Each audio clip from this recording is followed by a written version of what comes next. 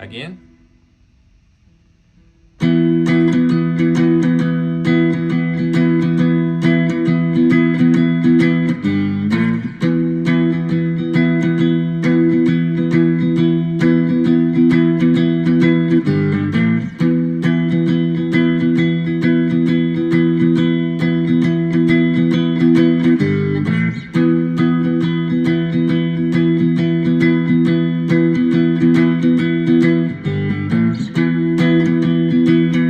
Howdy folks, Bluesboy Jag here, yet another 3-string cigar box guitar lesson. It's on the road again by Canned Heat.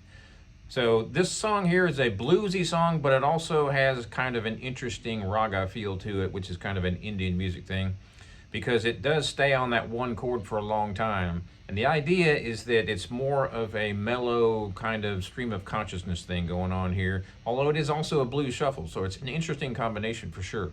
So we're tuned to open G. This is a 5th string, tuned down to G, and a 4th string D, tuned normal to D, and a 3rd string G, tuned normal to G. This has become the somewhat of a default 3-string cigar box guitar tuning because it's a jack of all trades. You can play in pretty much any key if you tune it to the open G tuning. So this one only has 2 chords, and we're going to start out up here on the 9th fret. So if this is tuned to G, that means your 12th fret is G. So if we go backwards from there, that would be an F, and that would be an E.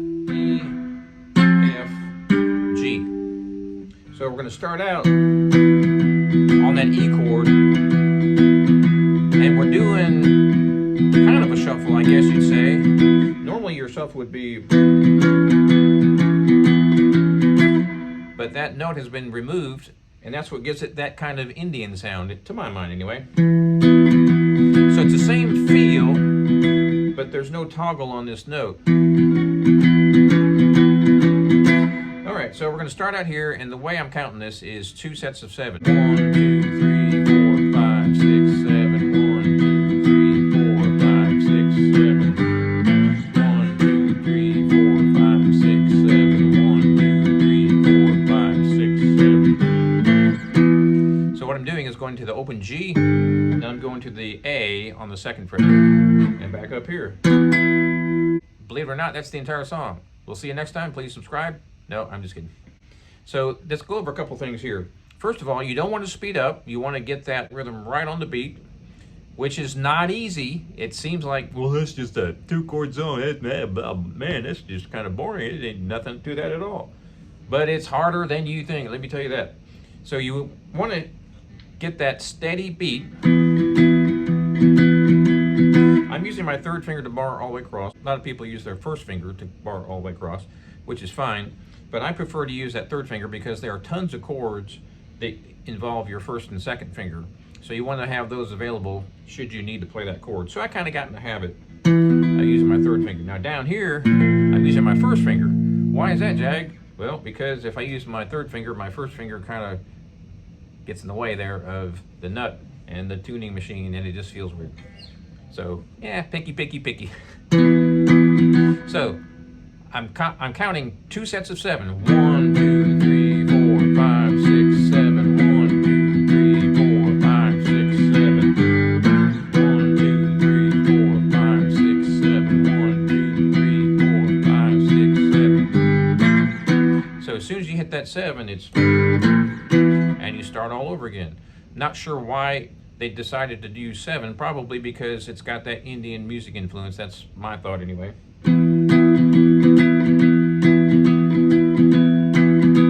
So just make sure you keep that shuffle going and you count it however you like, as long as you change the chord along with the song. 1, 2, 3, 4, 5, 6, 7. 1, 2, 3, 4, 5, 6, 7. 1, 2, 3, 4, 5, 6, 7. 1, 2, 3, 4, 5, 6, 7. Now you can count at 14 if you want, but it's up to you, however you want to do that. Well, it opens itself up perfectly for some improvisation.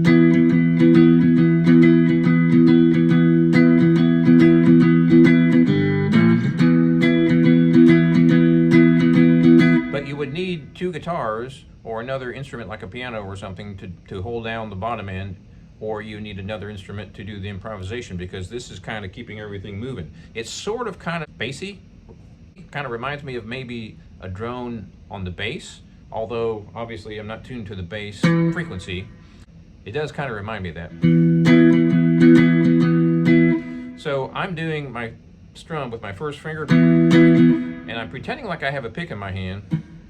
This is a very common strum pattern on the CBG. So real slow, I've got my thumb touching my first finger as if I have a pick in between, and I'm using my nail of my first finger, and I'm using the tip of my first finger on the up and the nail on the down.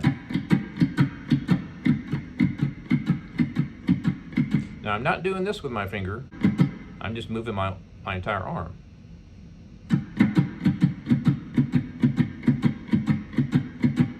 Like I said, this is harder than you think to keep that beat steady. 1, 2, 3, 4, 5, 6, 7. 1, 2, 3, 4, 5, 6, 7. 1, 2, 3, 4, 5, 6, 7. 1, 2, 3, 4, 5, 6, 7. Now there is another way you can do this. You can use your first finger on 2, 2 and your pinky on 1, 4. It doesn't have that bass note in it, so it doesn't have quite that full sound. But it's certainly a valid way to do it. So I'm using my thumb to kill the third string here, and I've got my pinky on 1, 4, and my first finger is going to be on 2, 2. So it's a 2-note chord instead of a 3-note chord. So that's a valid way to do it as well. I prefer to do it this way though, because you get the bass note, which fills in your sound a little bit better, and especially when you do the, you really hear that low bass note there. But you can certainly do it this way if you like. So I'm killing the third string, I'm only playing the second and first string. Then when I do the walk up, it's all three. Now it's back to the 1 and 2. So what kind of scale would we be playing here if I'm going to be improvising?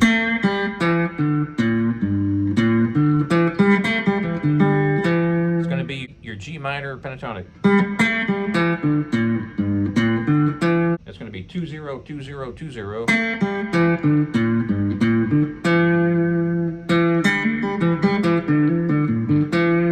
So this is not in the key of G. This is in the key of E. When we look at the pentatonic, it's going to be 9 12, 9 12, 9 12. And your root note is right there. So that's the key right there.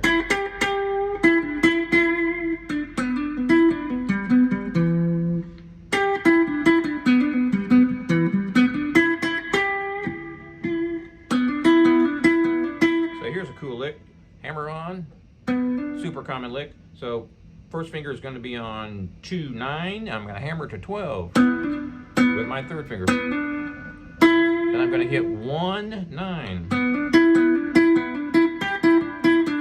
You can also hit 1 12.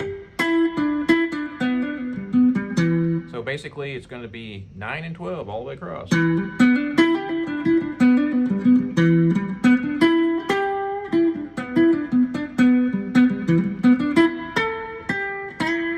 Remember, you can go up 2 above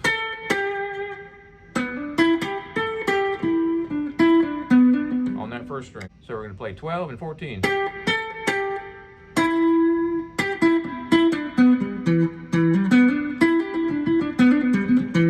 So what I would do is get a buddy and have them play this part. And then you can improvise on top and see how it works. You can also, of course, play with the original recording. So here's a hammer on. I'm hammering on the second string with my first finger, going up to 12, so it's going to be 9 to 12. Then I'm picking that first string on 9.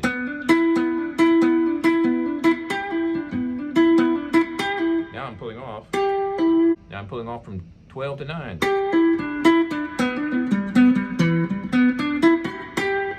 Now, if you know your scale, you know you can jump up here. So here's your high note. You're on the 12th fret with your third finger. Go up 2 more, and that's your next box. And don't forget, on that box, you can play the in-between notes. Right coming up here.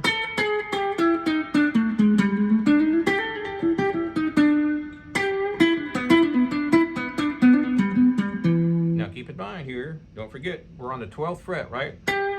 And the 14th. So we can play that down here. That's going to be 2 0 2 0 2 0. An octave lower.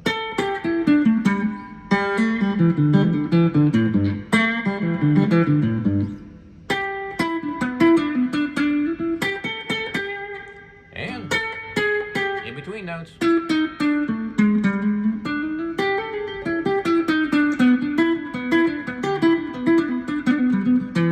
So that's good practice to jam along with the original recording and do some improvisation with those scales. That will train your ear, of course, and your fingers. So have fun with that. Be sure and subscribe if you haven't already, and check out my website, jagshouse.com. Cigar box guitars just like this one since 2004. And we'll see you next time.